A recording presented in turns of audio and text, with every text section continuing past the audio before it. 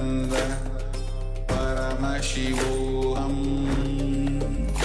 Om Nithyananda Paramashivoham Om Nithyananda Paramashivoham Om Nithyananda Paramashivoham Om Nithyananda Paramashivoham Om Nithyananda Paramashivoham Om Nithyananda Paramashivoham Om Nithyananda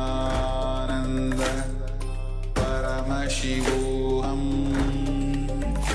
Om Nithyananda Paramashivoham Om Nithyananda Paramashivoham Om Nithyananda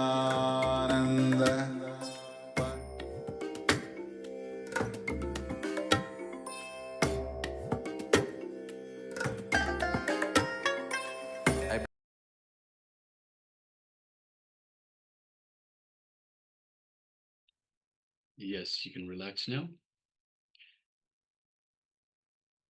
Take a moment to open your eyes. Remove the eye band or any opaque cloth that you used to cover your eyes.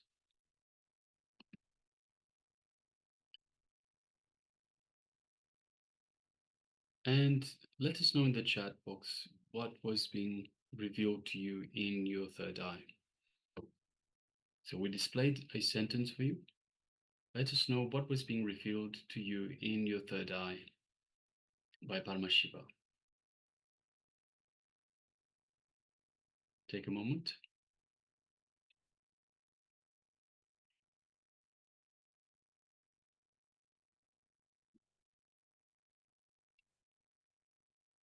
So a reminder to the participants that have come, that have joined recently.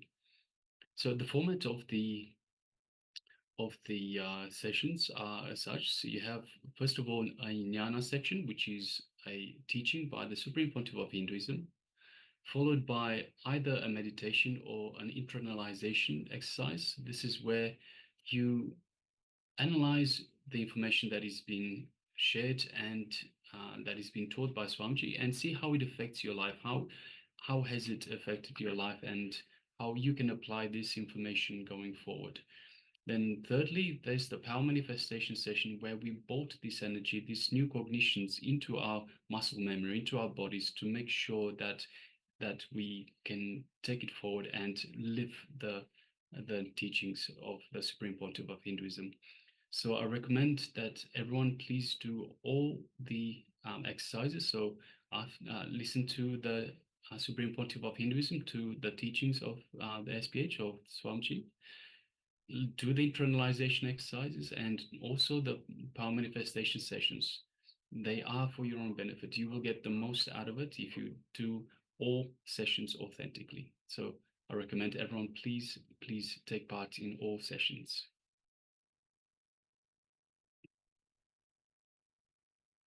So now we'll be displaying on your screen the image that was that we displayed earlier for your verification.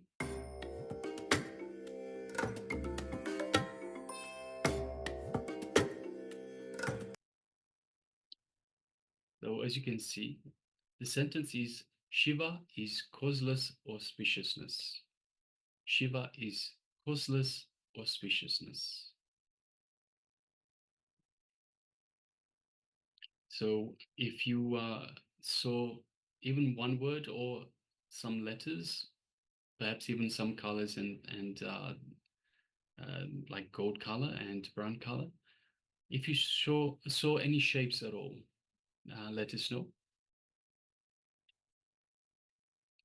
Everything is a successful power manifestation. So you have to trust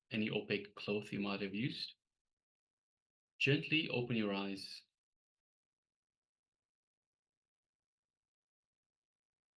and take a moment to let us know what is it that was revealed to you in your third eye. So please let us know in the chat box what was revealed to you in the third eye, what was being displayed on the screen.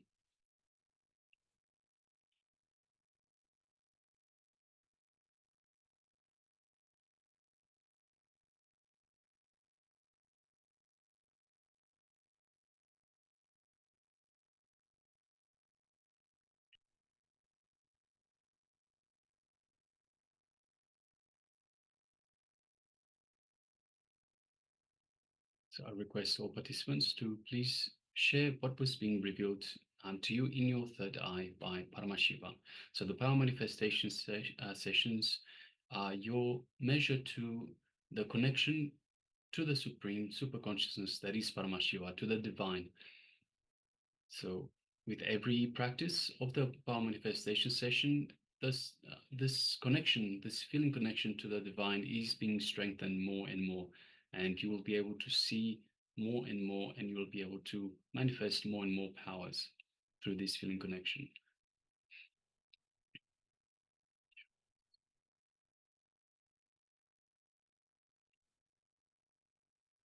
Okay, so now we'll be moving on to the next segment in our schedule, which is another. We haven't. But next we'll be moving to that. But before that, let's check what was being displayed to you. So earlier we displayed to you, consciousness is the ultimate. So this is the sentence that was being displayed to you. So once again, if you saw a letter, even a number, if you saw a color, a shape, anything that was revealed to you, it is still a power manifestation.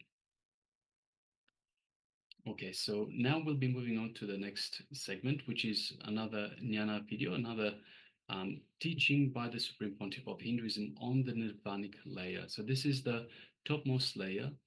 So Somji has shared there are 7 layers related to our body. There's the physical, the mental, the pranic, the etheric.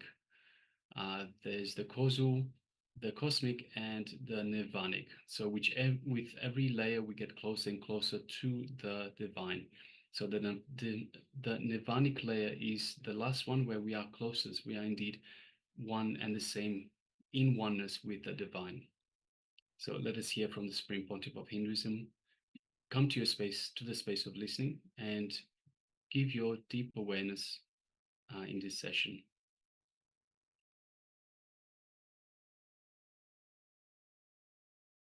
It's time to work on Nirvanic body, Nirvana Sarira.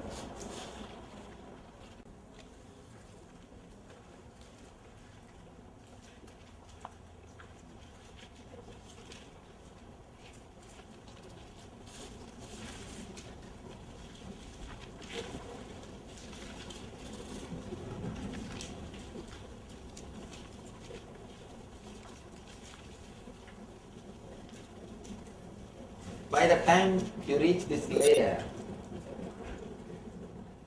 you'll almost be enlightened, because there is no samskaras in this nirvanic layer. Samskaras will always be in other layers. This layer is a pure empty space. But all you need to understand in this layer is you must be capable of letting go. If you hold, even you will miss the bliss. In this layer there will be pure bliss, but the moment you try to hold it, you will miss it. See, bliss is like a river water, river. If you put your hand in the river will be flowing in your hand. But if you try to hold the river, you will have only empty hand. You should let it happen. You should let it flow. Bliss by itself is choicelessness. When you are choiceless, bliss happens to you. The moment you make the decision, make the choice of bliss, the moment you want bliss to be one choice, simply it starts disappearing. If you understand the purposelessness of the whole thing, purposelessness of the whole life, whole drama, this nirvanic body, you will be easily able to cross this nirvanic layer. Of course, enlightenment is beyond this nirvanic layer. Do not think this nirvanic layer is enlightenment. All you need to understand is a very simple thing. The whole existence, the whole thing is just purposeless, but very difficult to digest. Because you always built your ego believing there is a purpose for your life. Either money or relationship or at least spiritual purpose. Always you created a purpose for your life. The more you think you have purpose, the more your ego will become strong. The more purposes you create, more your ego will become strong. Always you built your life, built your ego, believing you have some purpose in the outer world. Maybe money or the relationships or knowledge, something else. Sometimes people drop all these purposes and catch the purpose of enlightenment. Some purpose, they create some idea. Always they go behind some purpose. But the moment you understand the whole life is purposeless, you achieve enlightenment. Not that you go behind enlightenment. Enlightenment simply happens to you. Enlightenment is nothing but living without ego. Your ego will disappear the moment you understand the purposelessness. As long as you think there is a purpose for the whole thing, and even if you analyze logically, understand what can be the purpose of the existence. Why you should do the whole game. He wants to develop cities all over the world as a planet Earth. If that is the case, he himself can build cities. When he can create trees, can't he create buildings? When he can create jungle, he can easily create concrete jungle. He could have done that. The purpose of the whole existence is pure bliss. Whatever is taught to you as purpose is taught to you by society, by politicians, or by so-called priests. Life itself has no purpose, but very difficult truth to digest. I am giving you a solid, pure Vedantic truth. What rishis explain. I am giving you the solid truth, the first Upanishad, the first stanza. Isha vasyam idatnu sarvam yatkincha jagatyan jagat tena tyaktena unjita makrita kasya sviddanam.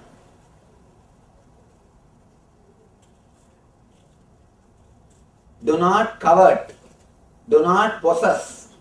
By not possessing, enjoy the whole world. It's a very paradoxical statement. They say, enjoy the whole thing by not possessing.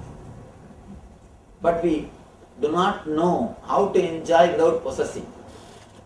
Always, first thing we will do is possess. Then only we can start enjoying.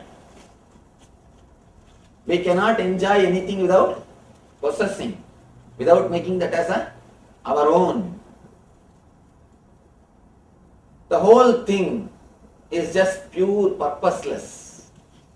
It's like one bubble, one water bubble. We are all just one bubble in the ocean, in the wave. When a wave races in the ocean, so many water bubbles are happening. Just like a soap bubble, water bubble. We are all like one bubble. It's like our life is almost the same, like one bubble. Tries to catch some 4 or 5 bubbles. Say, you are my wife, stand here. You are my husband, stand here. You are my daughter, stand here. You are my mother, stand here. All of you guys stand around me as a protection.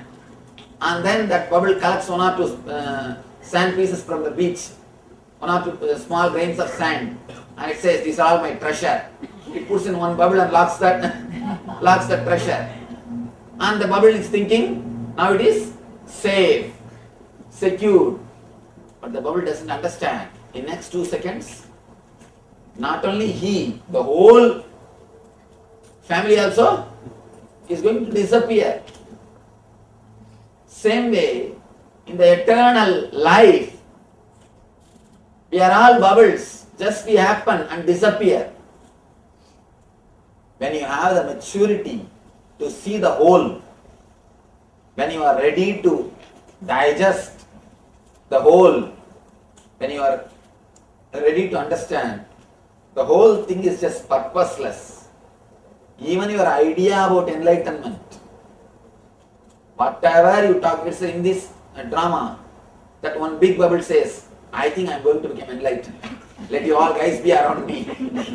Or it says, no, I want to become enlightened. I renounce all you bubbles, get out. None of you stay with me. I am going to go for tapasya. I throw away all these things. And that bubble starts doing tapasya. What's the purpose? Whatever you think is great in your life, whatever you think, whether your morality, immorality, right or wrong, properties or wealth or relationships or your spirituality, your spiritual sadhana, the whole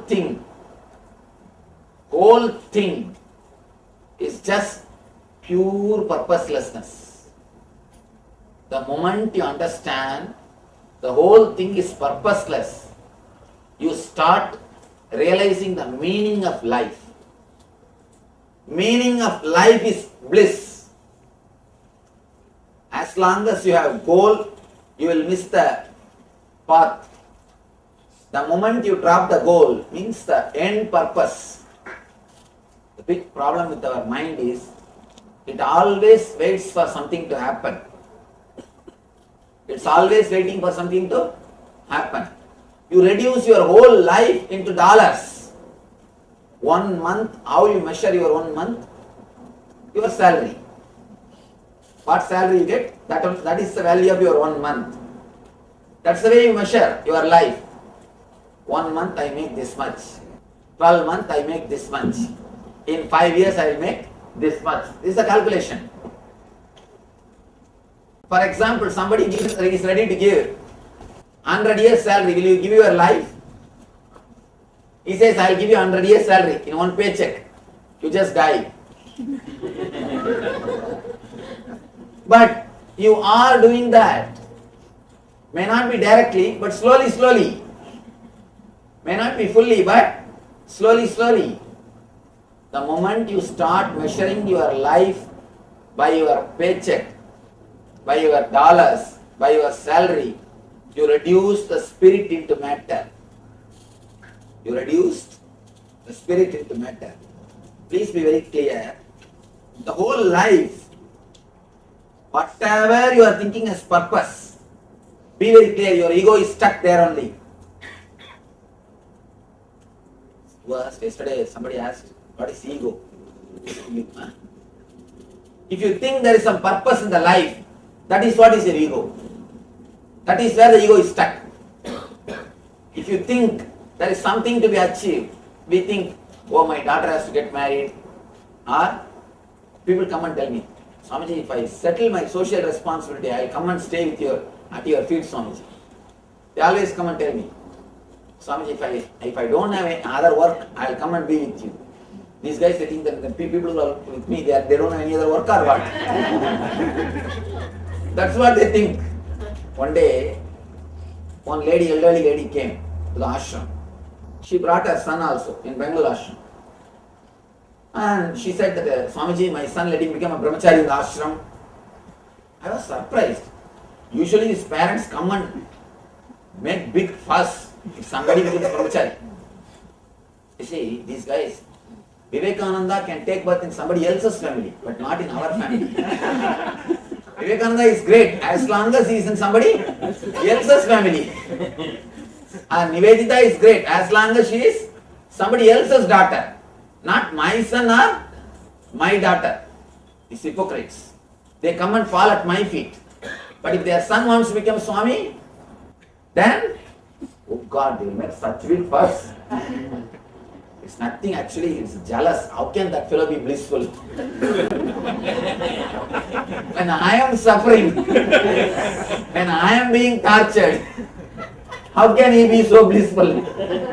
How can I tolerate that? Anyhow, usually these guys only make big fuss. As if they have got big thing to offer for this guy. Anyhow, this lady came and told, let him become a brahmachari Swami. I was surprised. I asked her, oh, I am so happy that you are so mature. You are allowing your son to become a brahmachari. Can I know what made you to make this decision? No, Swamiji, it's little bit.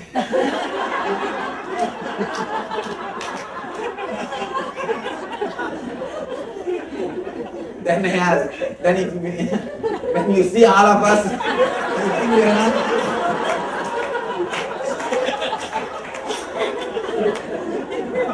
So I have a board outside for mad people only. Am I running the ashram or asylum? Am I running the ashram or asylum? She went away. People come and tell me, if I don't have this, I'll come and be with you, Swamiji. Be very clear. If you think that there is something useful in the life, that is where your ego is stuck. Whatever you think as goal, and you always think after that happens, all my responsibility will be over, I'll be totally relaxed and happy, joyful. Be very clear. By the time you reach that goal, 10 goals will be waiting. Not only that, even if you don't create 10 more goals, by the time you achieve that goal, already running or not relaxing will become part of your conditioning. That will become part of your conditioning. You can't relax anymore. I will see all young guys, they think when I finish my college, I'll be happy, I can relax. After the college, no. When I get married, I'll be relaxed. After the marriage, when I have kids, I'll be relaxed. After the kids, no, let him finish his college. Then I can rest and relax. After the kids finish the college, no, let him get married. Then my responsibility is over. After the marriage, have you seen anybody relaxing? No.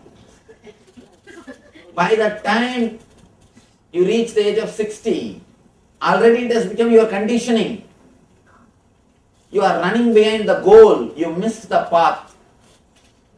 Understand? Do not do that sin. If at all there is something called sin in the life, the only one sin, missing the life. Missing the life, thinking the goal. Continuously thinking the goal and missing the life is the only sin. That is only sin. When you live, let your very living be blissful. Let your very living be blissful. When you are hurrying up early morning, just relax for a few seconds and think, what for you are hurrying? Do not allow the feeling of the uneasiness continuously inside you. The gist of the whole my teaching is only one word. I can put the whole thing. In one word I can put the whole gist of this whole technology. Do not allow continuous uneasiness or restlessness inside you. That's enough. That's all. Continuously you are allowing that restlessness inside you. You are letting that restlessness grow in you, thinking that at one point, after achieving that, you will remove that and relax. You will throw that and lie down. But by and by, that uneasiness, that restlessness becomes part of your being. That is why after 60, you can never relax. That's the first thing. Even if you take away all, even if you leave all your responsibilities, suddenly you feel lonely. You can't sit with yourself. Throughout your life, you lived with an uneasiness. If you don't have that uneasiness, you are feeling that you are missing something. The uneasiness has become part of your life. Purpose and uneasiness, both are one and the same. The constant irritation which you are carrying in you is just because you are running behind a purpose. Because you do not relax into the present moment. If you can relax into the present moment, whenever you are having that restlessness, whenever you are having that irritation mood, sit for 2-3 minutes. Take few minutes and think what for you are having it. What for you are running. What you think as purpose. Analyze. Suddenly you will understand the whole thing is just purposelessness. You may have a big house, big car, too many relationships. Whole thing is okay. But can you carry anything with you? No. Nothing can come with you. You can't take even a single checkbook. You can't carry. Even a single checkbook is not allowed. Nothing can be carried. Nothing can be taken. And the whole thing is a pure purposeless. And I tell you, the moment you understand the purposelessness, tremendous inner healing happens to you. All the wounds, whether it is related to guilt or pain or somebody else disturbing you or mental suffering or some abusing things, everything will just be healed. Because what is there? Alright, he has abused, okay. But what he is going to do after abusing? Can he carry anything? No. Or if I protect myself continuously without letting anybody abuse me, am I going to carry something? No. Understand, I am not asking you to allow anybody and everybody to abuse you. Do not go to the other extreme. Immediately mind will start thinking, oh, if this is true, then anybody can do anything or what? Do not go to the other extreme. First understand this extreme or this extreme you will be suffering. Allow this understanding to happen.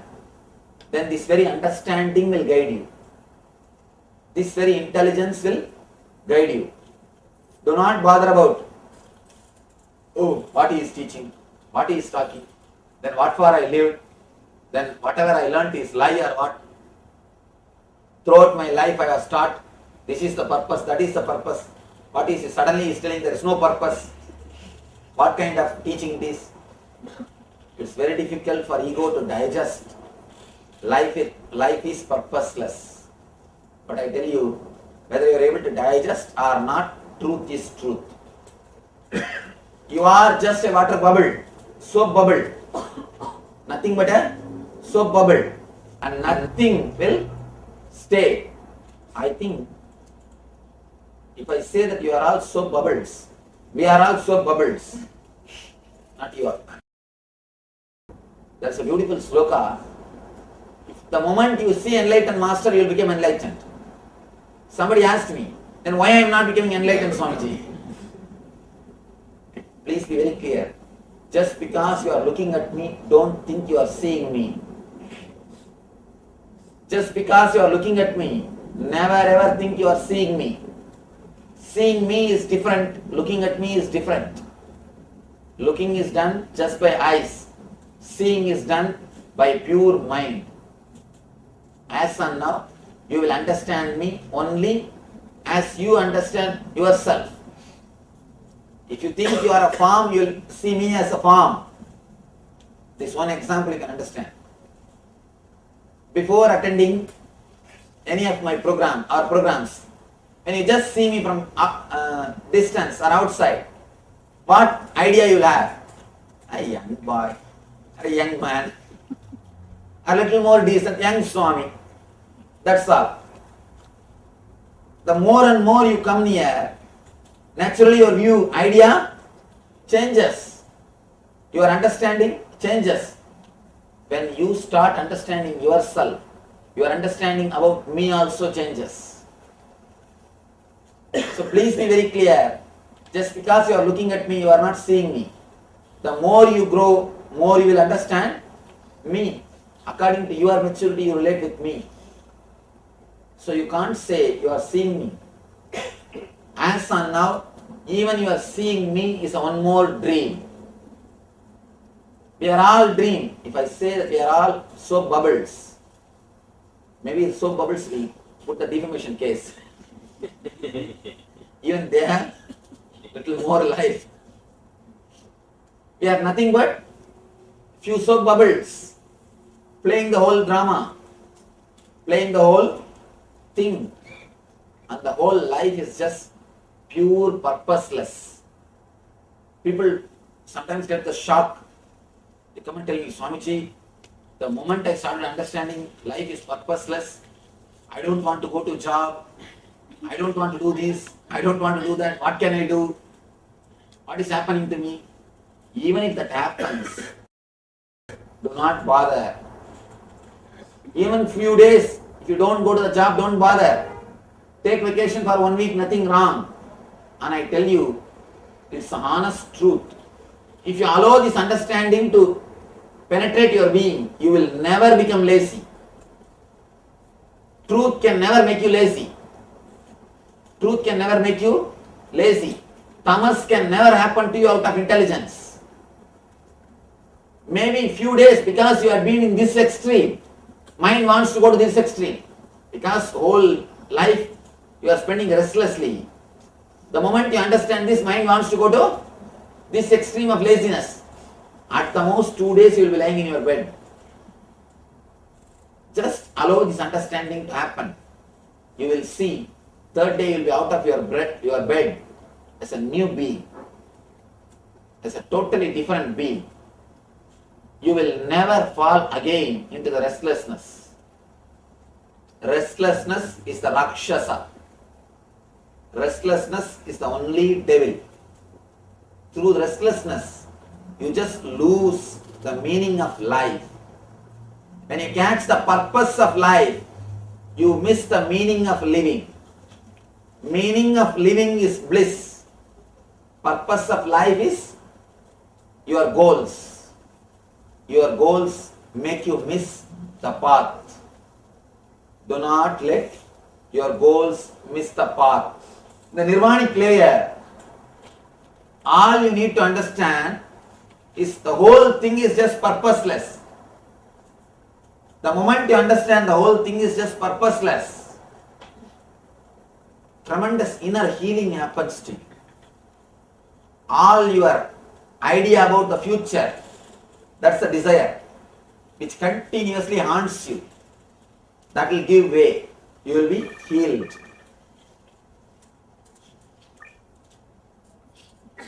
All your guilt, I should have lived like that. Again, that gives way. You will be healed.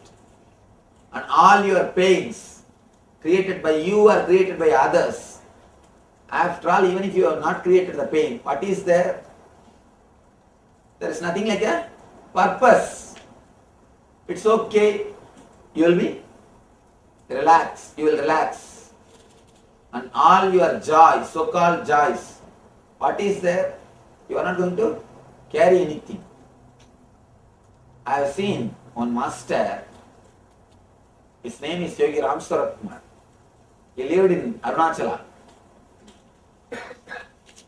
He is just like an innocent child, always smiling and blissful. Somehow I had the fortune to sit at his feet. I'll always go and sit with him. Whenever some people come and tell him something, some of their problems, or when they come and tell him, oh Swamiji, you gave me darshan and healed me, you took care of me, because of you this happened, that happened. He will just tell, all right. If people come and tell him it's their problems, again he will tell, all right. And if somebody comes and tells, my father died, my husband died, my wife died, some serious things, again he will tell, all right. People used to get offended. They are thinking, what? I am saying my problems and he is saying all right. One day I asked him, Swamiji, why are you saying all right for everything? Then he said beautifully, the whole thing is just purposeless. The whole thing is just purposeless. Whatever you think as a purpose has no meaning. When the whole thing is purposelessness, what is there in that life? The moment you understand the truth of purposelessness, whenever you remember the truth of purposelessness, immediately the cool breeze of inner healing happens to you. Your inner restlessness, your samsaya rakshasa, or the suffering, your suffocating feeling simply disappears. Whatever you have or you don't have, they have no purpose. It's like from that big beach, that one soap bubble has picked up 1 or 2 grains of sand, and it is telling it's having a big treasure. Whether the sand which is possessing or the sand which is lying on the beach, both have no purpose. Whether you have or don't have, both have no purpose. When you understand the purposelessness, I tell you, you need courage to go behind the truth. When you understand this, your whole life will start taking a new shape. Automatically some kind of things you will not like to do, it will drop. Automatically you will take up some kind of things. If you are courageous enough to go behind the transformation, you will live as a mukta when you are living. You will live as a liberated soul when you are living. Your very life will be a jivan mukta. Your very life will be a liberated being. Please understand, all you need is courage to go behind this understanding. And one more thing I tell you, you will never drop your job. You will never drop your relationships. You will never drop your house. You will never drop your car. You will not drop anything. You will just drop what you don't have, but with which you are living. Don't think you are living only with the things which you have. You are living with lot of things which you don't have. You are living mentally with them. All those things will drop. When you drop the things which you don't have, but with which you are living, you will start living with things which you have. You will start intensely living with them. When you drop the fantasy about the big throne, you will start enjoying the seat in which you are sitting. When you drop the imaginations about big cars, first time you will start enjoying the car which you are driving. When the purpose is dropped, the meaning will happen. When the purpose is dropped, the meaning of life, the bliss will start happening in your life. Yes. He do that, the other half or the wife, or will they agree to that? Because they might be thinking that, purposefully is not trying to buy me a new car. And then there would be a war in the How? Your question is right. You see, I tell you one thing. If you understand the purposelessness, you will never stop the decision of making a new car, buying a new car. And I tell you, you will work much more intensely because you will not have the stress inside.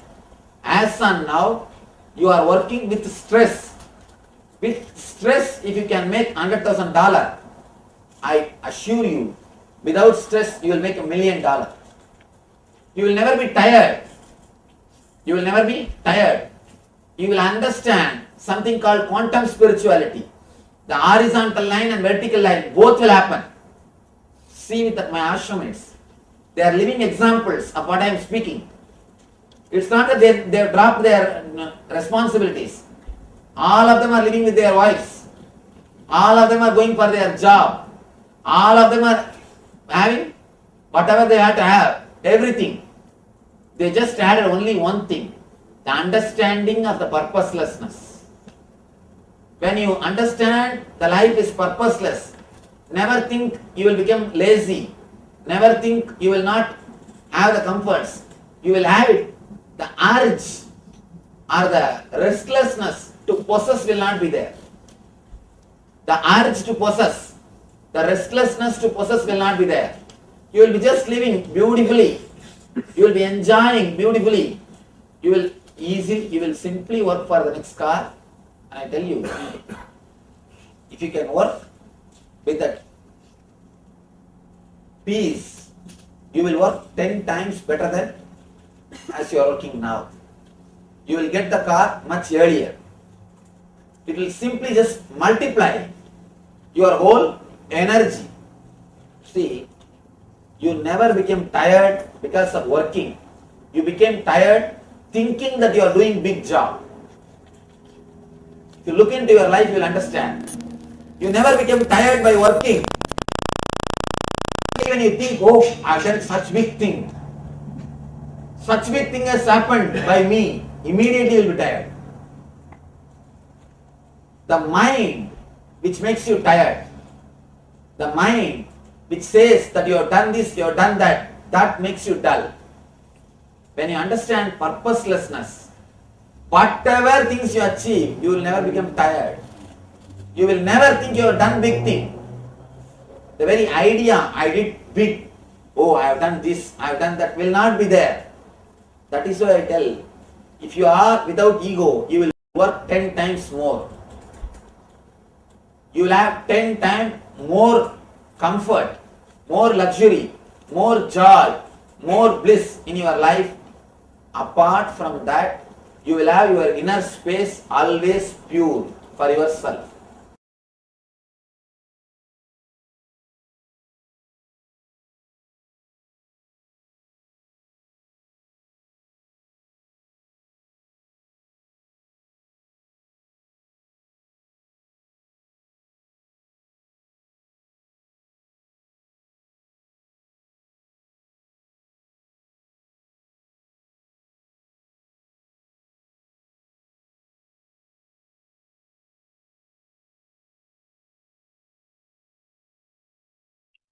Yes, welcome back from that wonderful video by the Supreme Pontiff of Hinduism on the Nirvanic layer.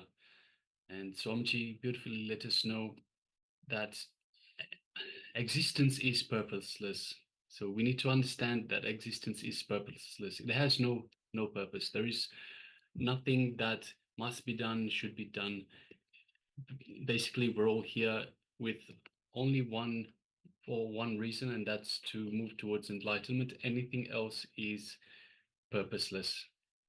So Swamiji tells us that if we understand this one concept, that everything is purposeless, we are primed for enlightenment. So we can only go towards enlightenment once purposeless is understood. But at the same time, Swamiji beautifully tells, do not make enlightenment a purpose as well, because then it will not be achieved. So next we'll be moving on to a meditation, a laughing meditation. So, what can be the best meditation to work on the layer of happiness, this nirvanic layer? Just laughing, that's all. If you laugh continuously for 42 minutes, you will get enlightened. Laughter, we are talking about, is not just the plastic smile that we wear on our faces. Uh, Most of the time that we have this, just we need to have that. It is not the social laughter. It is inhibited, complete laughter with your whole being. Every cell, every nerve fiber should vibrate with laughter. You must have heard the laughing Buddha. It is a common scene, the laughing Buddha statue. Many houses have for good luck. Laughing Buddha used to go from village to village, and all he used to do was stand up on the village square and start laughing. His laughter was so total, not only his belly, but his whole body would shake with laughter. Just seeing him laugh, all the villagers were gathering around and watching just to see him laugh. Within minutes, the entire village would be roaring with laughter. In the gaps in the laughter, when the mind is choicelessly still, the consciousness of the village will simply uplift.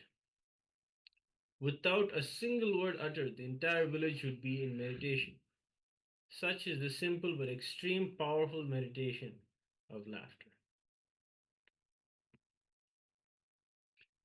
Laughing is what works directly on the bliss within you. It is laughing that brings out the bliss energy.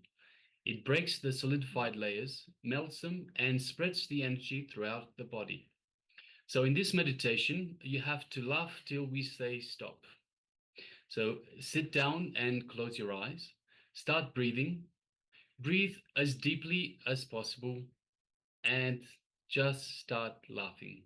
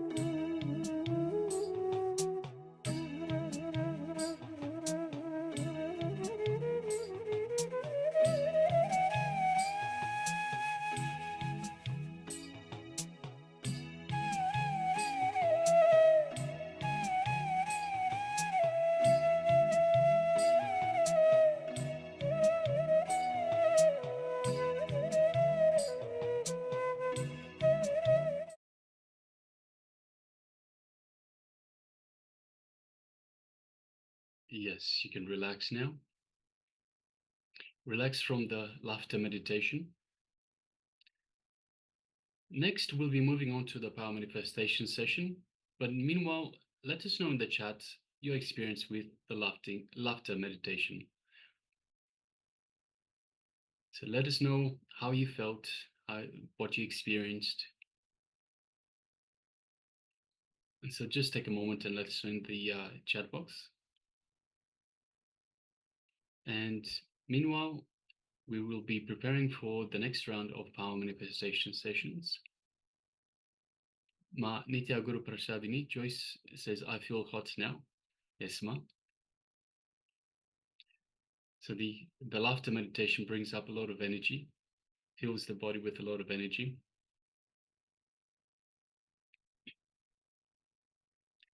So make sure that you have your eye bands ready. If you haven't got eye bands, again, you can use an opaque cloth, as long as you can cover your eyes with something that you cannot see through. So I request all participants to please gather an eye band or a cloth that they can be using for the power manifestation session. And I remind everyone, today is the power of third eye reading, third eye vision. So shortly we'll be projecting on the screen an image, and we'll ask you to connect to Paramashiva and see through your third eye and see what is being displayed on the what's being displayed on the screen. So please take a moment to grab your eye bands and cover your eyes.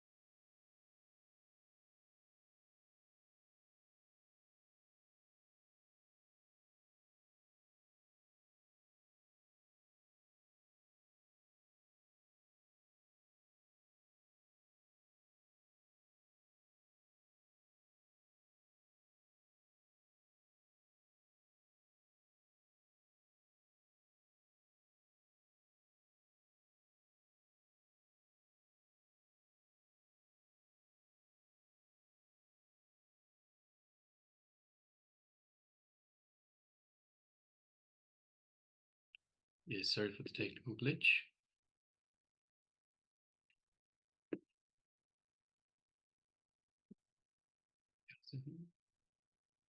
So shortly we'll be projecting on the screen a number. So I request all participants to sit comfortably on the floor with crossed legs. Sit with your head, neck, and spine in a straight line. Visualize Swamiji in your inner space. Connect to Paramashiva in your third eye. And just start chanting the Mahavakya, Om Nithyananda Paramashivoham.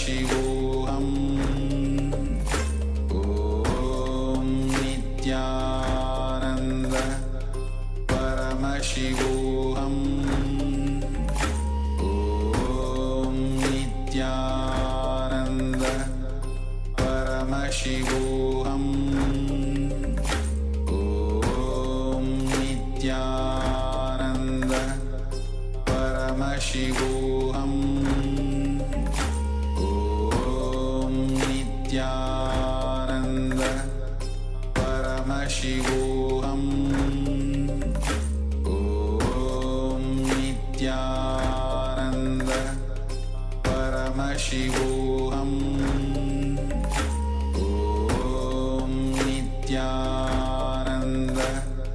Paramashivoham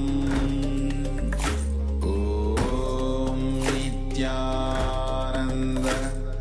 Paramashivoham Om Nithyananda Paramashivoham Om Nithyananda Paramashivoham Om Nithyananda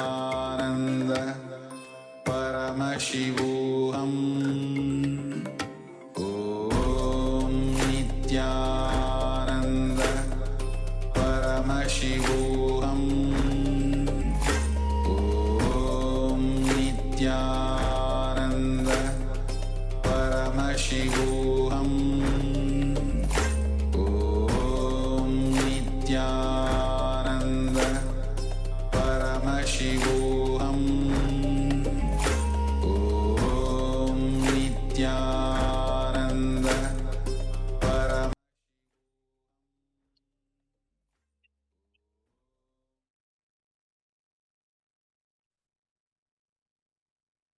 Please be relaxed.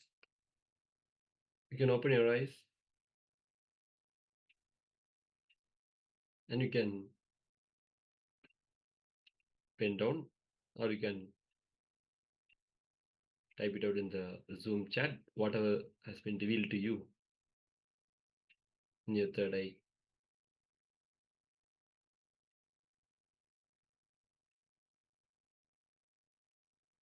So please take a moment and share whatever has been revealed to you.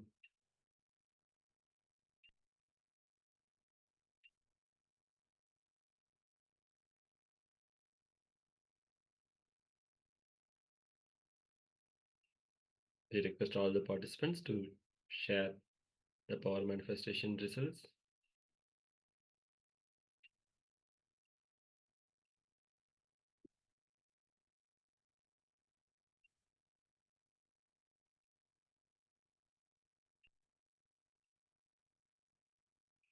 Okay, so Ma Nithya Guru Prasadi Joyce is sharing.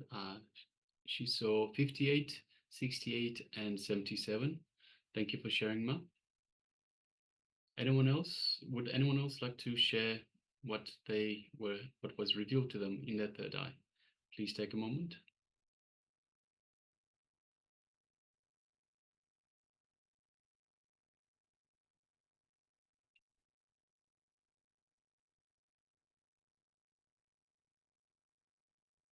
Okay, now we'll be projecting the result.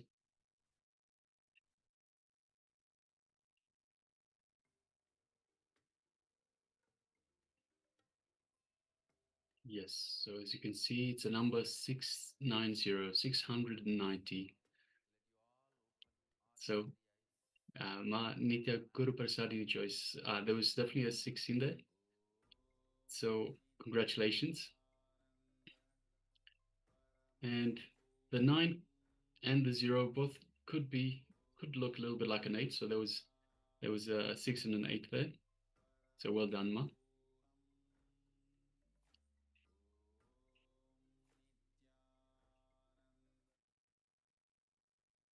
So now let's get ready for the second round of the power manifestation session. So shortly we'll be projecting another image for you to scan through your third eye. So once again, get ready. Have your eye band ready. Put on your eye band, or if you haven't got an eye band, use an opaque cloth, something that you can wrap around your eyes, something that you cannot see through.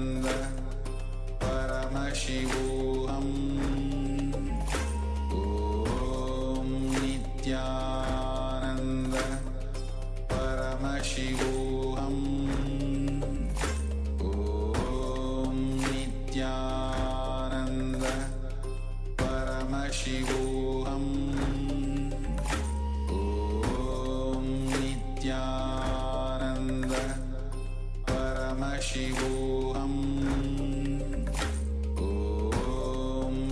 Nithyananda.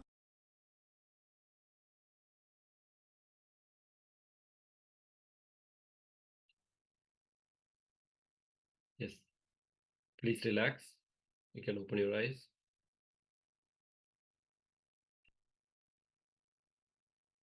You can share the results of the second round of our manifestation, what has been revealed to you.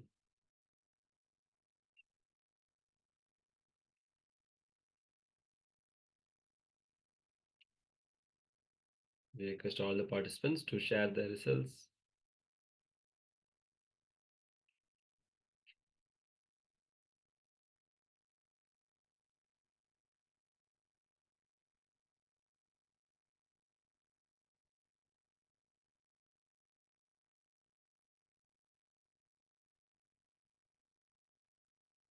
It can be anything, whatever has been revealed to you, you can share.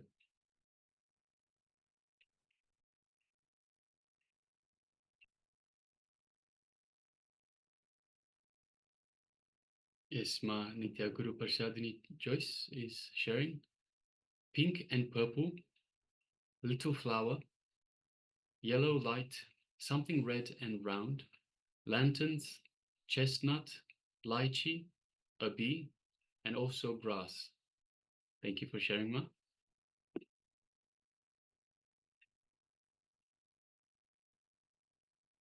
So now we'll be displaying the image that we displayed just moments earlier, for your verification. So as you can see, it is a ball of powder. It is amla powder, and yes, there's it looks a little pinkish and purple. There is something green like grass. There is yellow. There are round things, and I don't know about lychee. Who knows? Maybe there's a bee hiding in there as well. Thank you for sharing, Ma. So congratulations on successfully manifesting. Yes, well done. So next we'll be moving on to another Jnana video, another teaching by the Supreme Pontiff of Hinduism, continuing on with the Nirvanic body layer. This video is called Reclaim Your Inner Space. So I request all participants to please come to the space of listening. Come into deep awareness, and let's hear from the Supreme Pontiff of Hinduism on reclaiming your inner space.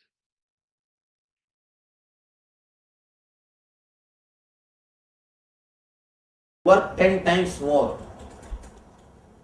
You will have 10 times more comfort, more luxury, more joy, more bliss in your life. Apart from that, you will have your inner space always pure for yourself. As and now, you are constantly struggling with this restlessness. One side you struggle to achieve, but the moment you achieve even a small thing, your mind says, oh, I did such big thing, then let me rest. Before you do something big, already the mind projects that you have done something big and you are already tired, or you think you are done. If you understand, life is purposeless. Even if you achieve the big things, you will not think you achieved. Even if you achieve big thing, what is there? It's purposeless. Continuously the inner healing effect will be there in you. It's like again and again, you rejuvenate yourself. You have nothing to, there is nothing to stop you. Yes. Yeah, just to recap your discussion, one should abandon duties to continue doing what they're doing, but this understanding, right? Put this understanding of purposelessness, then there will be reshuffling happening in your life. That reshuffling period you must go through. Your whole setup will be reshuffled by this understanding. But the moment reshuffling is over, you will understand. Suddenly you will realize the productivity of your life, or whatever you call your work or anything, will simply at least 10 times more than what you are doing. Because the restlessness or the idea that you are doing big will not be there in you. The other day, one of our devotee came and he saw the Venkateshwara. Swamiji, in whole North America there is no such a statue like this. This size I have never seen in the whole North America. Such big things can happen only by you. And you have done such a big thing, it's a 2.5 ton Vigraha. Here to get a small Ganapati, we struggled so much.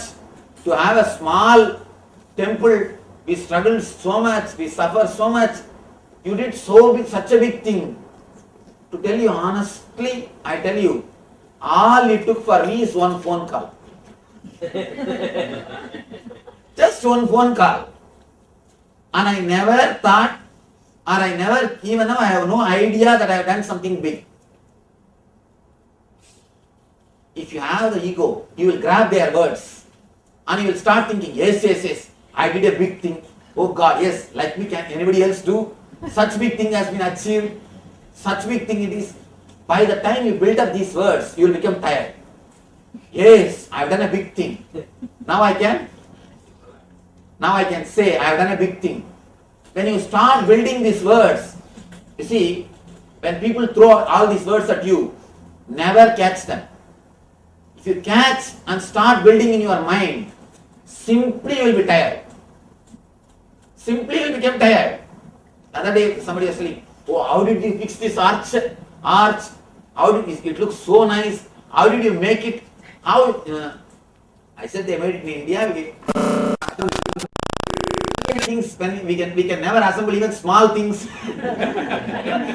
If it is made in India, how can we assemble? It will always have some fitting problem. How did such huge thing fit so easily? There are so many questions. There are so many things.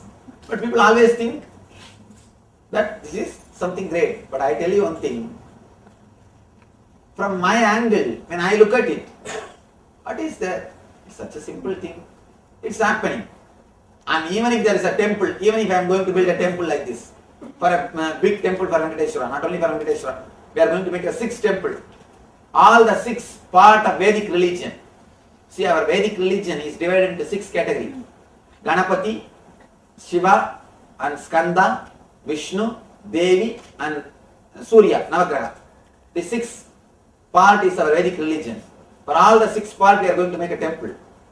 Even all the 6 temples I built, what is the use? Nothing. There is no purpose. And I don't expect that people will come and see this temple and become enlightened. Nothing will happen. There are thousands of temples all over the world and nobody has become enlightened. These are just maybe a simple help for people to sit and meditate. Maybe a little inspiration for people to connect with the ultimate energy. That's all. There is no other purpose.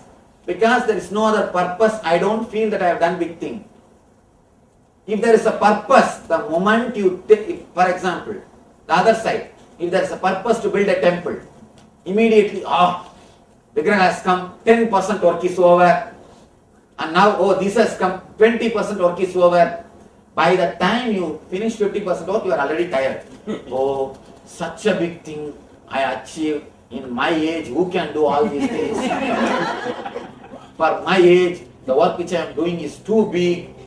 All this nonsense will start building up in your mind.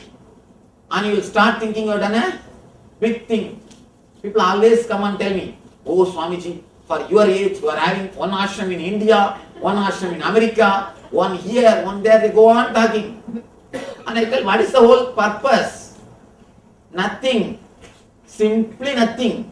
And I tell you one more thing. Just like all other organizations, the moment I die, this also will become one more mission.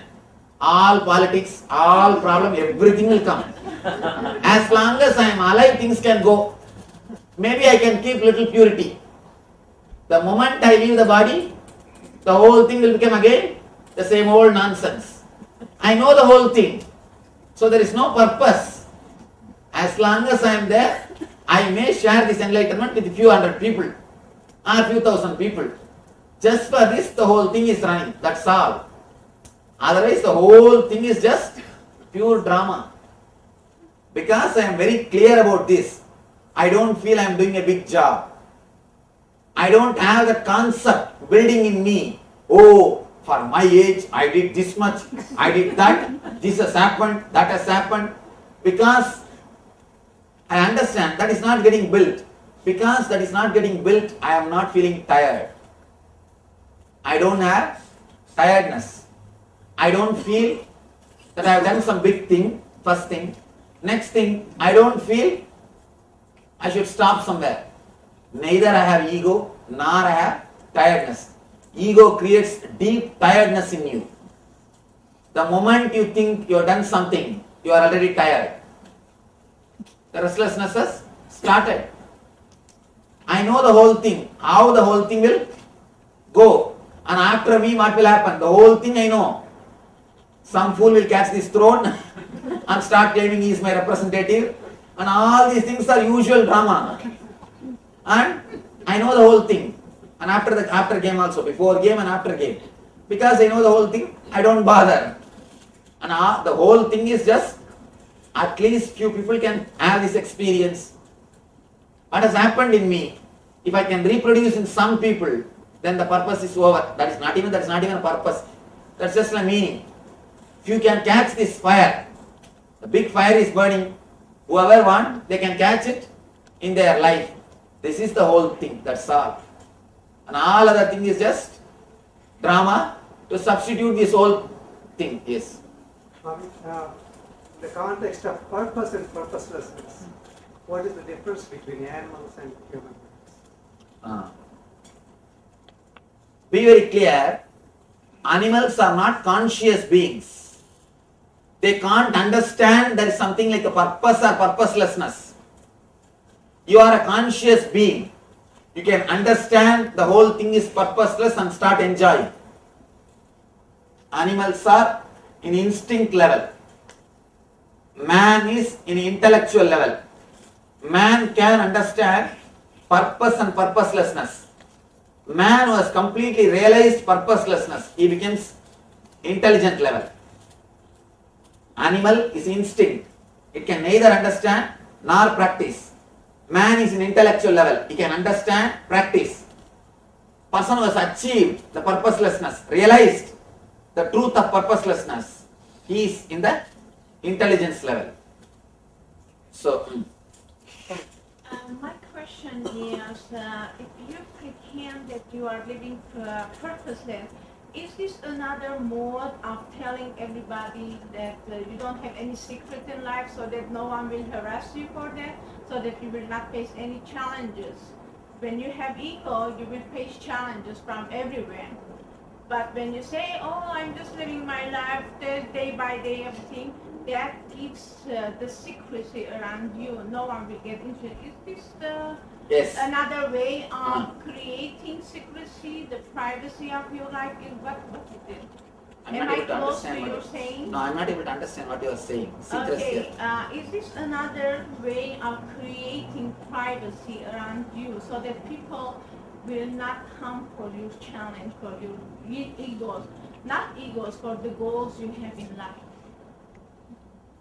Be very clear. If you have goal and don't, if you say that you don't have goal, you are a hypocrite. Yeah, that's just, so this is another way of creating security around you, not. Be very clear. No, I am not telling you to go around and tell people that I don't have goal. You are asking about me or you? Tell me that first. Well, it's about me, not about you, Mr. And then be very clear. I am not asking you to go around and tell others that you don't have goal or purpose. Just start realizing that you don't have purpose. You don't have to go around and tell others. You don't have to go and convince others that you don't have purpose. You should start living the purposelessness. Yes. How does purposelessness and chronological planning go together? Be very clear.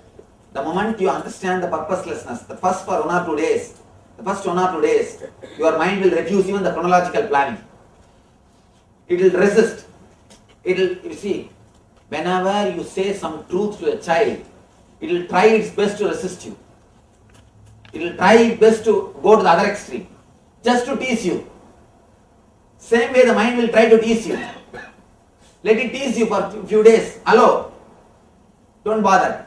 Then automatically your intelligence will start working. The chronological planning will simply happen. First thing, it's like this story. One born blind person, he went to the doctor and asked, "Doctor, can you cure me?" Doctor said, "Yes, I can do an operation. You will have your eyes back. Then you can walk without stick." The stick which the blind people use. The blind guy asked, "Doctor, I understand you will do an operation. I understand I will have my eyes back. But how can I walk without stick?" Can you convince him intellectually you can walk without stick before the operation? No, because his mind is associated. He can walk only with a stick. Only after the operation he can understand. He doesn't need stick. Only if you allow this purposelessness inside you, you will understand you don't need mind to live. You don't need mind to live. You don't need mind to exist. You can exist, you can live beautifully, blissfully without mind. Mind is like that stick. There is no need for you to have the mind to walk. But you need to have a little bit of patience till I finish the operation. The operation is nothing but understanding the purposelessness. Understand it completely, intensely. Suddenly, this moment you will feel the liberation. Even the liberation is purposeless. What will you do? Tell me. Even if you are liberated. Now I am liberated. What is there? I am here, that's all. You are there, I am here, nothing else. What is there? Nothing else. That's all. Then what for you have to suffer? What for you have to struggle? There is nothing. Somebody goes to Ramana Maharshi and asks, "Bhagavan, give me a little vibhuti." Bhagavan says, "That is there, take it." In front of him, in the coconut shell, the vibhuti was there. Take it. No, from Bhagavan's hand we need. Arey, this hand and that hand is one and the same, take it. Understand? It's a Zen answer. Only a courageous masters can Bhagavan can give these answers. He says, this hand and that hand is one and the same, take it. There is nothing. But very difficult to understand. We always think, no. How can this hand and that hand be one and the same? If you poke a knife in that hand and this hand, same blood will come. You think just because I am enlightened, blood will not come? Nothing. All I have is this understanding. And I have this understanding, that's enough. And you may say, no, you have some extraordinary things. You are doing this, you are doing that. This all will start happening in you the moment you understand. This is not happening around you because you have not understood, that's all. I always tell people, this is a very bold statement I can make. Honest truth. I have all the problems which you have. When I say all, A-L-L capital letter. I have all the problems which you have. Whether outer world or inner world. The only one thing, I know the whole thing is purposeless, that's all. You do not know that, that's all. Experientially I know the whole thing is purposeless. Just if this moment when I close my eyes, I can see millions of universes are getting created and disappearing into this cosmic ocean. Millions of jagats are getting created and millions are disappearing. I know that. Experientially I know. That's the reason I am completely relaxed. You and me, there is no difference. Only one thing. I know that the whole thing is purposeless. You are not able to understand. That's all. Nothing else. All you need to do is just understand the whole thing is purposeless. Millions of universes are getting created. Millions of planets are appearing and millions are disappearing.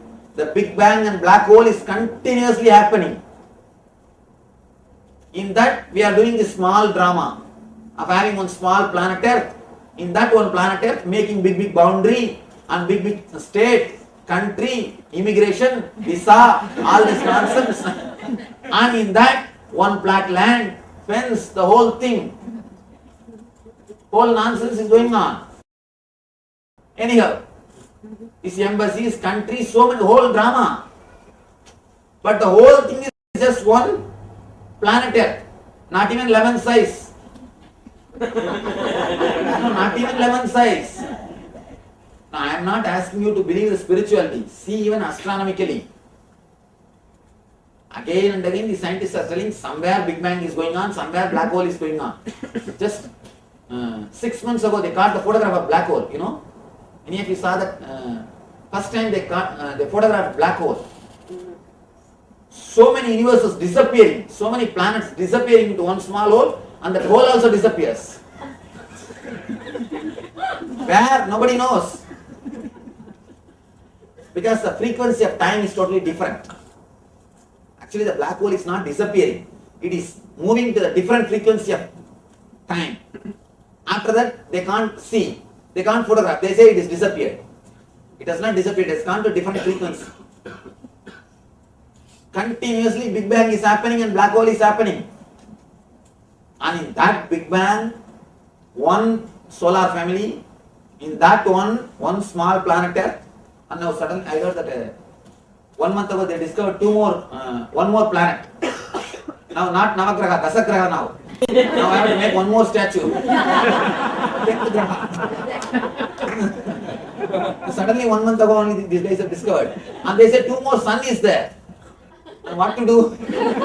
We are worshipping, we don't know. And every day we are doing Surya Namaskar. Which sun we are doing, we don't know. The whole thing is now in confusion. And which side to look now, which sun to worship, we don't know. And if you worship this sun, that sun will become angry, we don't know. And the whole thing is just purposeless. And with this we are making such big huge theories, political philosophies, spiritual philosophies. The whole thing is going on. It's like a huge soap bubble. One soap bubble was little top of all the other soap bubble. Started climbing, hey, you are all my citizens. Sit around. I am your king. See, there are many guys who are claiming that they are kings. Somebody came and asked me, Swami, I saw a guy in the asylum. He thinks he is a king. What to do? See, the guy, he thinks he is a king, but he is not cunning enough to make others believe. Or he is not violent enough to torture others if you don't believe what I say is true. That's why he is in asylum. The guy who is cunning enough to make others believe that he is king, or who is cunning enough to frighten others, if you don't believe what I say, I will torture you. He is in the throne, that's all. In the throne or in the asylum, both are same. The one who is ready to torture others, the one who is violent enough to threaten others to believe his words, he is sitting in the throne. The one who is not that much cunning, simple innocent guy, he is in the asylum. Otherwise, both beliefs are one and the same. That fellow's belief and this fellow's belief, both are one and the same. What will you do? Nothing. Nothing is, the whole thing is just purposeless. Yes. Swamiji, if like the whole thing is purposeless, but then still the question keeps haunting is then what is actually? I mean, what actually is? What do you want to know by knowing what is? Because the thing frightens that something eternal is. That's what I am saying. Your ego cannot be alive without some base. I am just pulling the base. I am just taking the whole base. And you are saying what? Then what for I am running? Then what for I am running? You are not able to understand. You are running like a fool. Your whole running is a pure foolishness. I am telling you, the whole running is just pure foolishness. It's not even minimizing. There is no need to minimize anything. Simply a strange kind of cravinglessness will happen to you. It will happen. You will not do it. So is it just that the motivation changes when you create or invent? If you understand purposelessness, you still invent and create, but without the motivation. See, you will still invent and create in a much better way. As on now, you are creating and inventing with a corrupted inner space, impure inner space. If you understand the purposelessness, the truth will liberate you, will give you such a solid light. You will do things in a much better way. Out of love, out of joy. Yes, out of joy. Yes, your question last. Well, is there like no purpose, like stuff like that? Can you be a little loud? If there's like purposelessness, then where's the purpose to live and stuff? Where is the purpose to live? Huh? There has to be purpose, like purpose to eat, purpose to eat. Aha, that's a nice question. Sit. Please be very clear. When your body feels hungry, eat. Do not eat with a purpose. If you start eating with a purpose, there will be two purposes. Either the purpose of taste or the purpose to become some shape. Some shape. Both are going to lead you into trouble. Purpose to come to some shape or purpose to taste. Both are going to lead you to yes. Swamiji, if an alcoholic thinks that life is a purposelessness, and then he thinks one day to live, and he starts drinking from the early morning. See, I tell you one thing.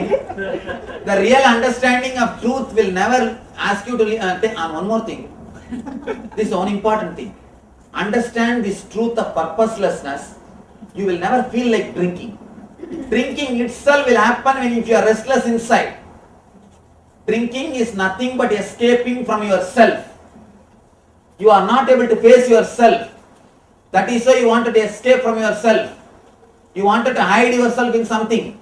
You just pour something inside and fill it. One more thing.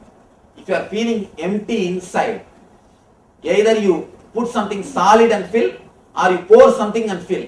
Men always pour and fill. Women always put something solid and fill. That's why obesity with women and drinking addiction with men. In Indian culture, women are not allowed to drink. At least in India. They don't drink much. So what they do? The next option is from morning till night sit in front of TV and swaha. Swaha.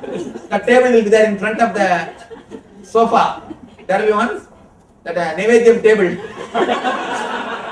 All Nivedyams will come and sit there. Nivedyam table.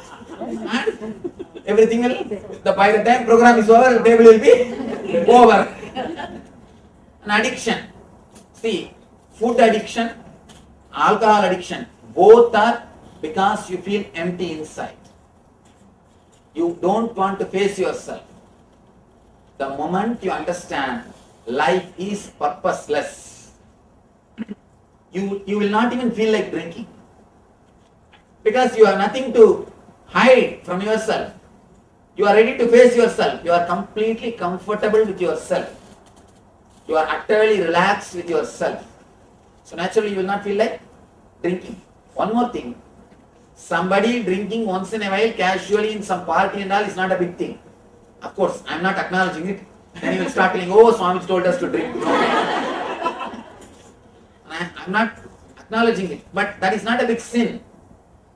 And become addicted to something. That is where the problem starts. And one more thing. According to me, anything, not only drinks, anything which becomes addiction, it's a sin. Even your food, if you are addicted to some food, you are doing a sin. So anything which becomes addiction is a sin. If you are ready to face yourself, you will not be addicted to anything.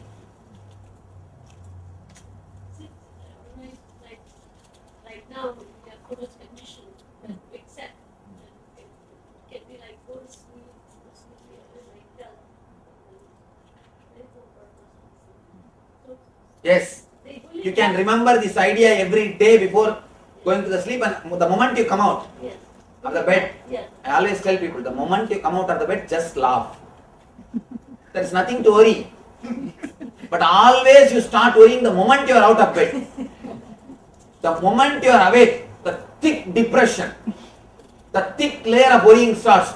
Oh, this has to be done, that has to be done, what will happen to this, what will happen to that, today my day will be, I don't know, whom I am going to face, what I am going to do. The whole thing will stand in front of you like a cube, and you are already tired. Arey, what to do? You are already tired. The moment you get up, just laugh for no reason, for 10 minutes. Somebody is sleeping next to you, let them run away. Don't bother about it. After all, your bedroom, if you can't laugh for 10 minutes in your bedroom, what kind of life you are having? Freedom you are having. Just laugh for no reason. There is no problem. It's after all your bedroom. What is there? You can laugh for 10 minutes. What is wrong? Just laugh for no reason. And be very clear. Today my life has no purpose. I am going to enjoy. It's not that you are going to escape. You will do everything. But I am not going to carry the stress. I am not going to carry the stress of the purpose. You see, the idea of goal, constantly when the goal is in front of your face, you are tortured. The goal which is sitting in your inner space continuously tortures you. It's like constantly somebody nagging you. That now you understand. Now you can understand the word. Constantly somebody nags you. How you feel? The same thing. Same thing. The purpose constantly nags you from your inner space. Go on nagging. What to do? Now, relax. Liberate yourself from this nagging of purpose. Yes, please. Based on your personal experience, you're stating the truth so authentically, so beautifully. Listening to the questions, what makes the human mind so difficult to accept it? From the beginning, from the young age, society teaches you by force that there is a purpose. And if you are ready to run behind them, you are given award. You are given a big cup. What will you do with that cup? You can't even drink tea with that nonsense cup. These fellows are running behind that cup.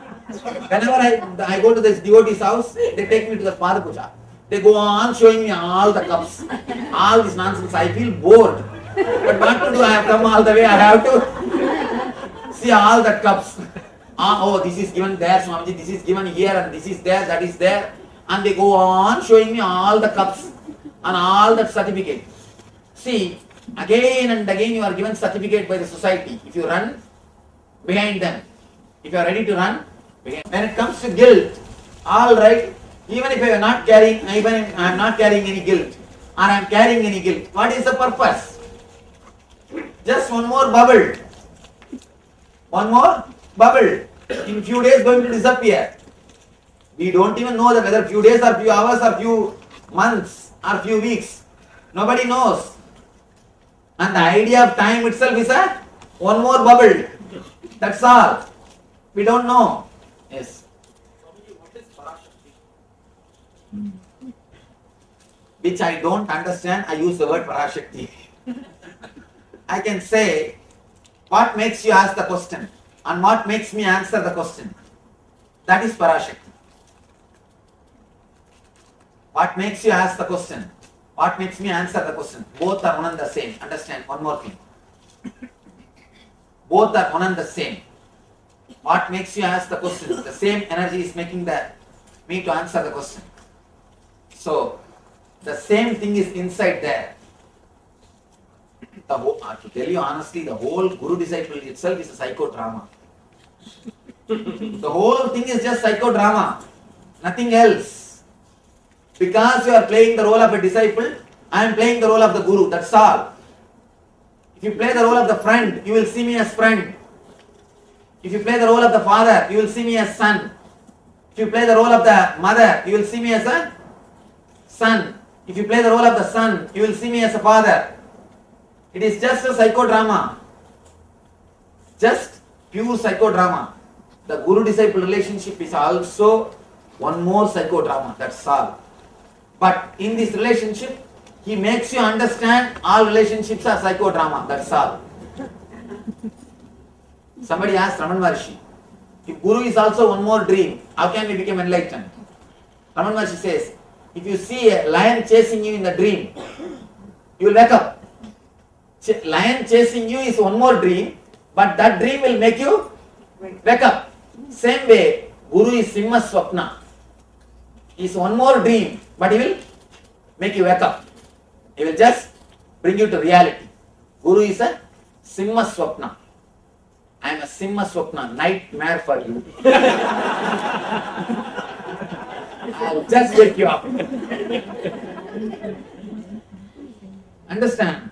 The whole thing is a pure psychodrama. Pure psychodrama. That's why I tell people, this touching the feet, all these things are just psychodrama.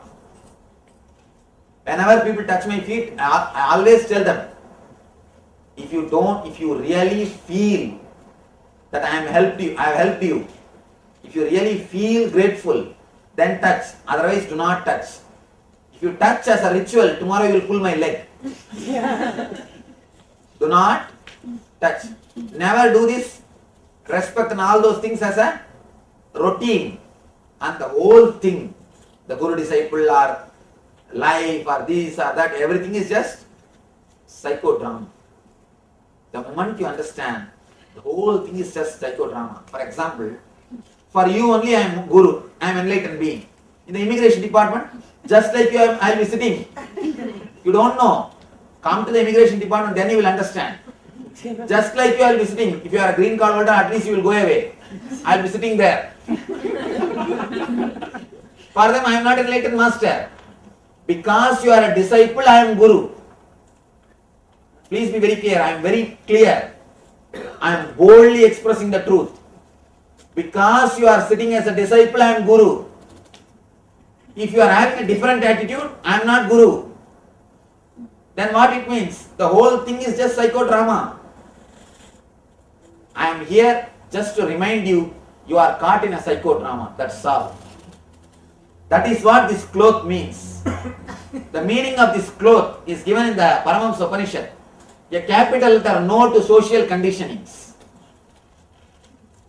Person decides, I am going to simply say capital letter no to a social conditioning. The capital letter no board is this cloth. Here there is a capital letter no hanging and making people aware. Just be very clear, do not let your inner space be stolen by the society, social conditioning. Just, that's the only thing needs to be understood. The only truth which I represent is to make you realize not to let your inner space be stolen by social conditionings.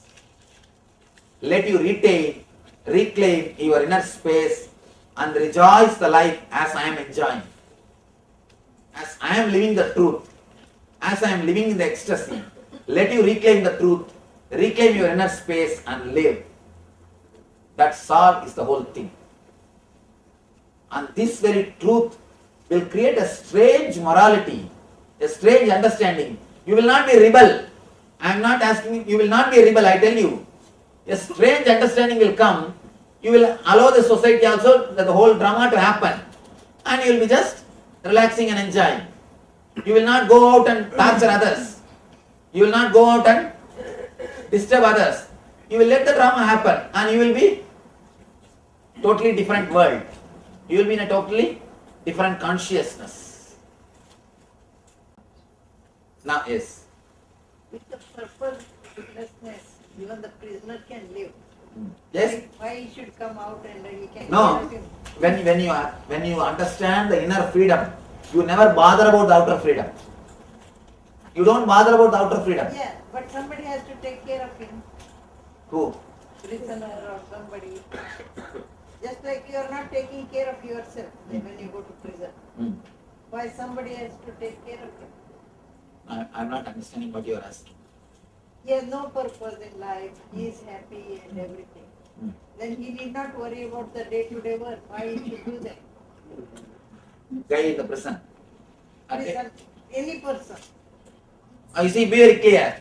Here is the question. If there is no purpose, why should anybody do a day-to-day work? Understand. If you understand there is no purpose in the life, you will never become tamasic. You will never become lazy. The day-to-day life activities will happen. You will do it as a play, as a game. What is there? Why should I not do? Just like why should I do? Why should I not do? I was doing this. Let me do that, that's all. What is there? And even if you change, you will not, even if you change, you will do something else, but you will not become lazy. You will not become lazy. Why I will not become lazy? Only after achieving that state you will understand.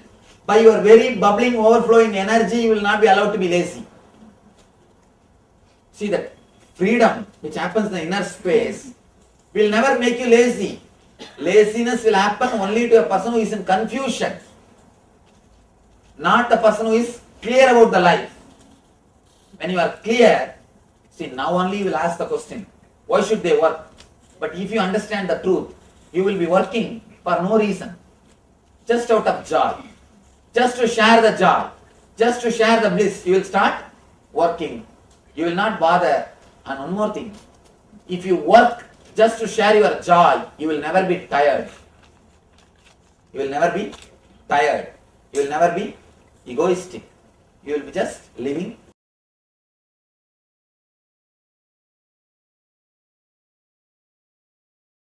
Work 10 times. How did you do 200 ASP, Swamiji? I did 200 ASP continuously. After 200 ASP only I started training the teachers. First 200 ASPs are done by me personally. 200 same program. Every weekend somewhere or other I will be doing. Sometimes, of course, lot of times in the weekdays also. Continuously. And how did you do that, Swamiji? Because for me it is not, there is no purpose on thing. Second thing, it's not same. I relate with every being. So every time people are new. So what I am saying is new. So it can't be old again. Hey, if there's no in life, then what's the point of me going to school and getting A's? That's the right question. You see, you have to live in the society. Is it not? You are living in the society. Of course, if I have to tell the honest truth, I'll tell you there is no need for you to go to the school. That's what I told all my kids. All my ashram kids, I don't send them to school. All our ashramites kids, they are all in the ashram. I give them the education of the life, about the life, and give them the open university system. They study in the open university. They will get their regular degree education. If they want to, later on, if they want to take up their outward life or a regular life, if they feel like, I do not want that they should miss. So I give them that. Other than that, apart from that, they spend the whole day studying about the life and all these inner science. That is the ultimate thing I feel. Because the parents won't agree, I have to give some socially polite answer. To tell you honestly, according to me, if, see, 8 hours suffering in the school, what kids can learn, they can learn 10 times more with the same 8 hours without suffering in the school. In my research, I was very clearly able to find they can learn lot more than what they learn in the school in the Gurukulam structure, in the free school structure. That's the reason I have created this structure. From my point, I'll always tell kids to, of course, the big problem is the parents have to be matured and lot more. All this drama is there. Now I put this idea, I don't know what will happen to your parents. Don't bring me little trouble. Okay, the purpose is for every human being not to be egoistic, not to do things to complete, assignments. But on the other side, there is a purpose. We live on an earth who we don't take decisions of how bad goes and gets. We don't. We as simple people, we don't decide how bad this earth goes.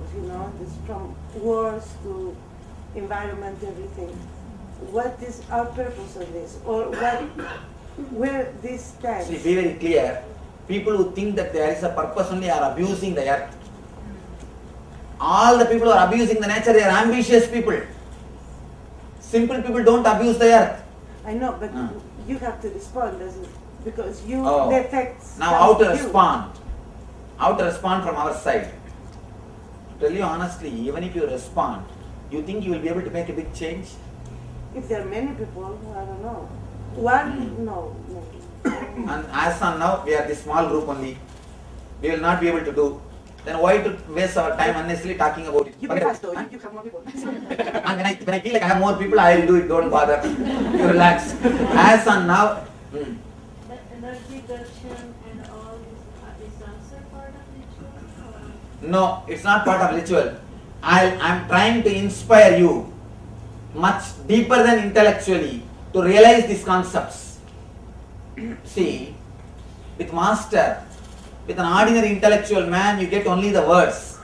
With master, he radiates his experience, which is little higher than words. So he tries to infuse that energy, that experience into you, so that your being can start experiencing the same. Instead of head-to-head communication, heart-to-heart communion can happen. The being-to-being communion. Here I am trying to infuse this energy into you so that you will be helped to go through this transformation. That's the reason of the whole energy darshan.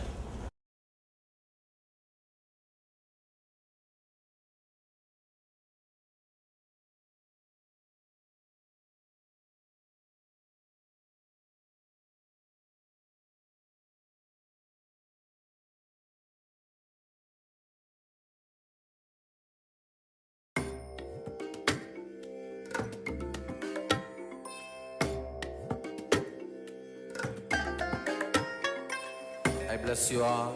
Let you all open all your three eyes and manifest the powers of Mahasudashiva. Om Nithyananda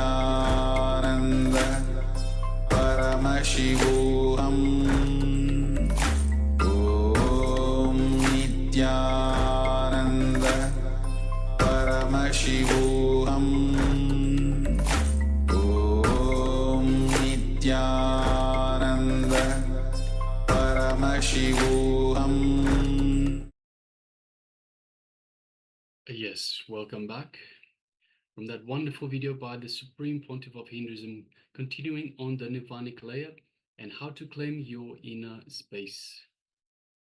So now we'll be moving on to the next segment, which today will be a kriya for boldness, for cure of boldness.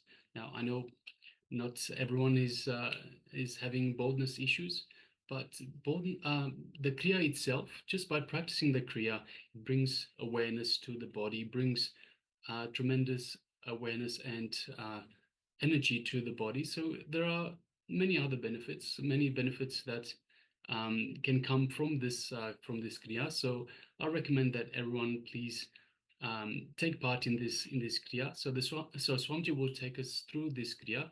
The Supreme Pontiff of Hinduism will take us step by step into this kriya. I request all participants to please come on camera. So please come on camera for this segment, as Swamiji will be taking you through this himself.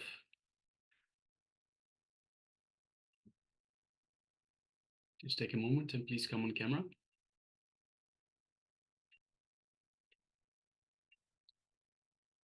And now let's hear from the Supreme Pontiff of Hinduism. Please come to the space of listening and bring your full awareness.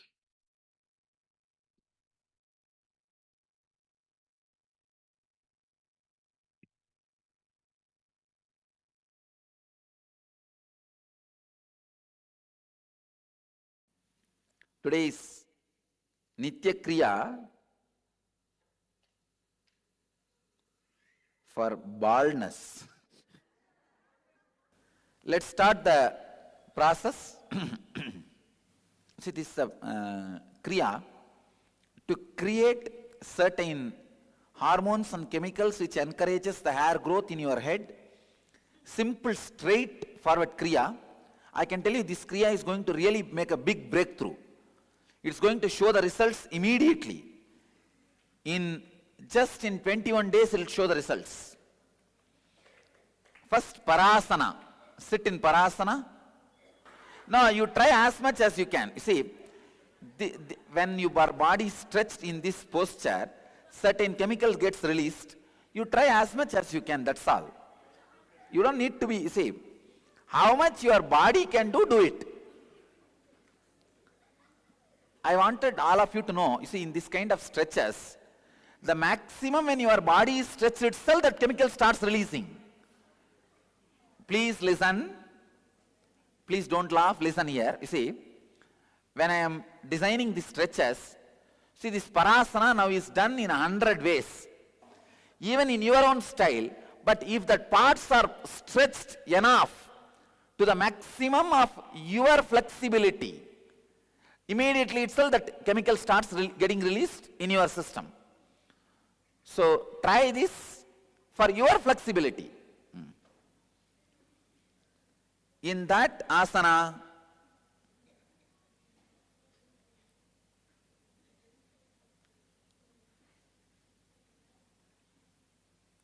Sitali Kakachanchu Kumbhaka. Let me give the process. Form the mouth like the beak of the crow, like just make it like beak of the crow. Inhale like, and hold as long as possible.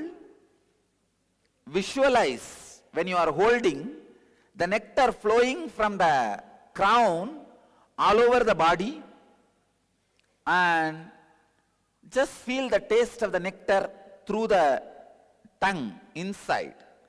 As long as you can hold, then slowly release. Do this for 21 minutes continuously. Let me show you. Hold. Now visualize the nectar oozing from the crown and spreading all over the body, and put your tongue inside on the throat and taste that nectar. Feel the taste. As long as you can hold, then slowly exhale. Do this for 21 times.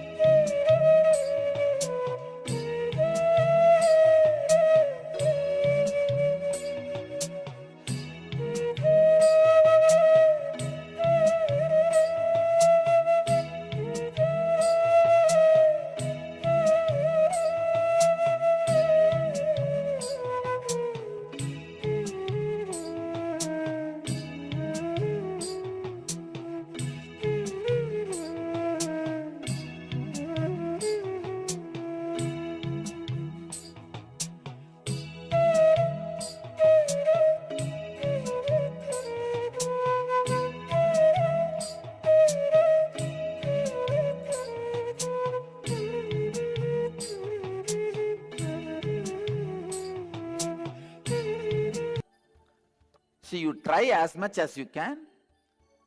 How much your body can stretch, that itself is enough to make that hormone secrete in your body.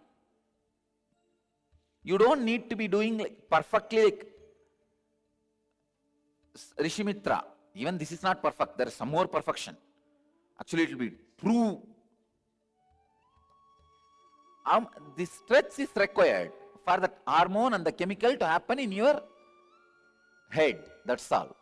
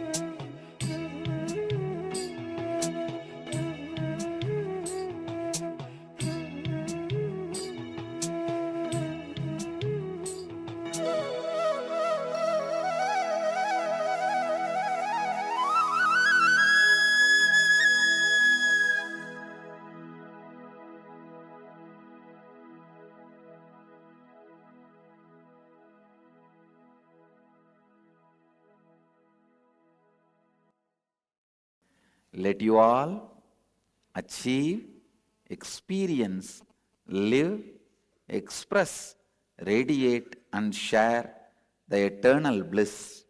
Nithyananda. Thank you.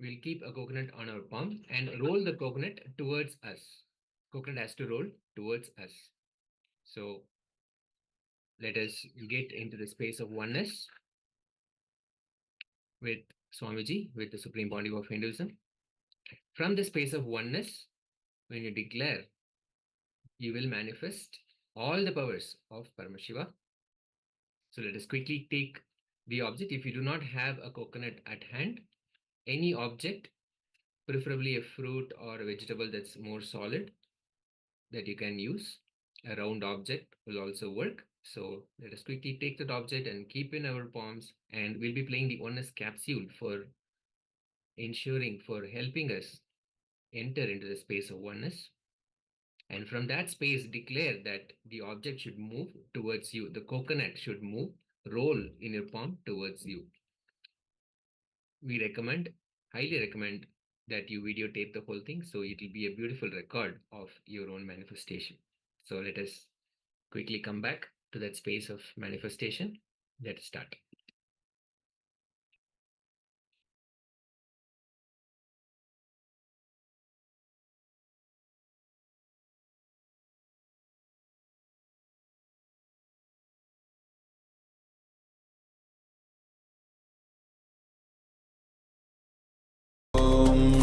Nithyananda Paramashivoham Om Nithyananda Paramashivoham Om Nithyananda Paramashivoham Om Nithyananda Paramashivoham Om Nithyananda Paramashivoham Om Nithyananda Paramashivoham Om Nithyananda Paramashivoham Nithyananda Paramashivoham Om Nithyananda Paramashivoham Om Nithyananda Paramashivoham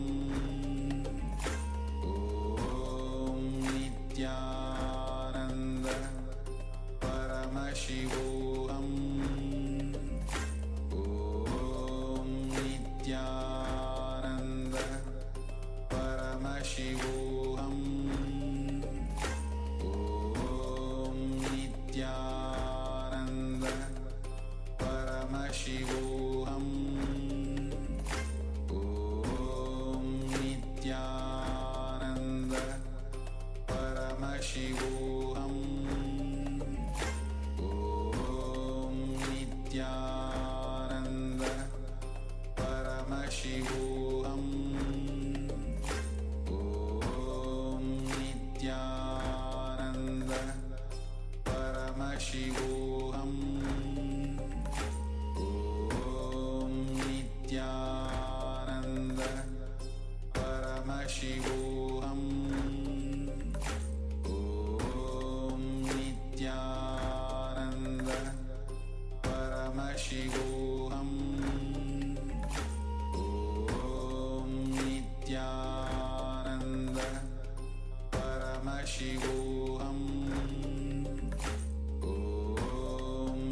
Nithyananda Paramashivoham Om Nithyananda Paramashivoham Om Nithyananda Paramashivoham Om Nithyananda Paramashivoham Om Nithyananda Paramashivoham Om Nithyananda Paramashivoham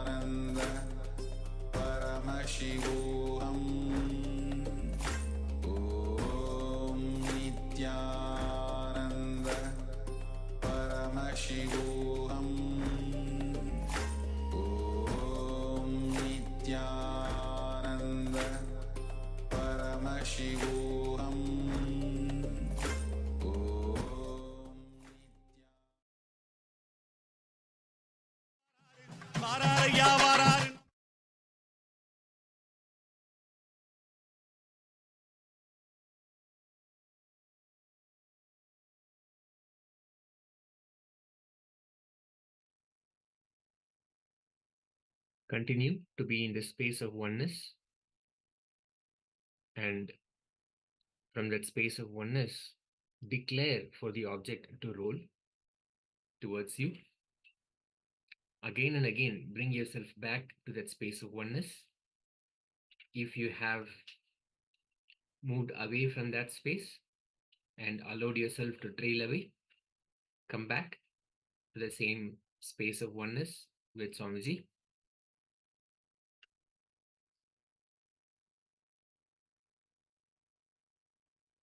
We'll be continuing with the oneness capsule. Let us come back to that space of manifestation and continue to be in the space of oneness.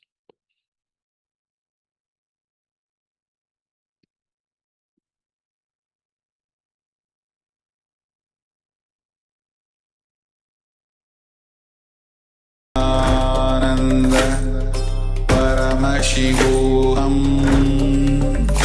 Om Nithyananda Paramashivoham Om Nithyananda Paramashivoham Om Nithyananda Paramashivoham Om Nithyananda Paramashivoham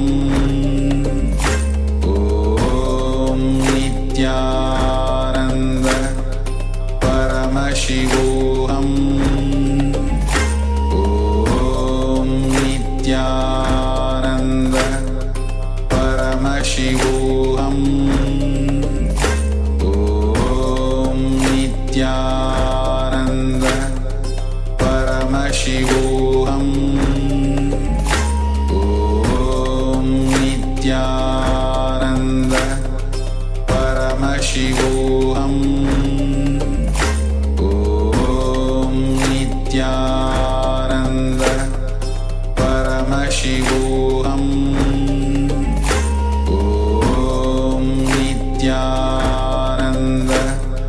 Paramashivoham Om Nithyananda Paramashivoham Om Nithyananda Paramashivoham Om Nithyananda Paramashivoham Om Nithyananda Paramashivoham Om Nithyananda Paramashivoham Om Nithyananda Paramashivoham Om Nithyananda Paramashivoham Om Nithyananda Paramashivoham Om Nithyananda Paramashivoham